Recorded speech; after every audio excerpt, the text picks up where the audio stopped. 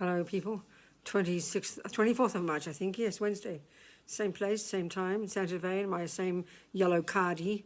In Australia, we always shorten everything. A cardigan is a cardi. Yellow cardi, with the light coming in. It's mid-morning, I think. So, something to think about today. Again, same old thing, this mind, these two wings of the bird, you know. But the compassion wing and the wisdom wing. But somehow it's interesting that when I first heard the Dalai Lama, I might have mentioned this already, years and years and years, when I first heard the teachings, and I heard all these amazing teachings, amazing ideas of the levels to which we can accomplish compassion for others. When you hear about these extraordinary bodhisattvas, like such levels of compassion and such power and wisdom to know how to help people, that it almost seemed unattainable. I didn't understand it, you know. Then I heard His Holiness say, if you want to benefit others, practice compassion. And if you want to benefit yourself, practice compassion. That somehow gave me a doorway in, you know.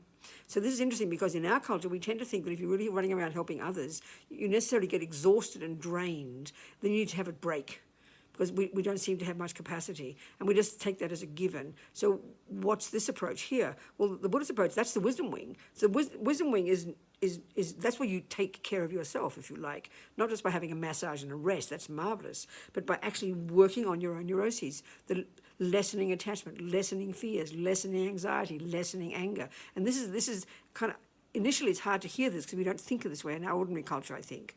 So as you lessen those, how do you think you become? You'd be more stable, more fulfilled, more content, more courageous, and therefore more capable of helping others. So you wouldn't get drained. So eventually, when you really begin to develop, the more you help others, the more blissful you become, the more joyful you become. You don't have to go away and take some time for yourself. Sure, have a good sleep, you know, but it doesn't drag you down. This is really powerful, really quite hard to see, but pretty powerful and very encouraging. We'll need to talk about this more. But this is 2 minutes today, quite long. Goodbye.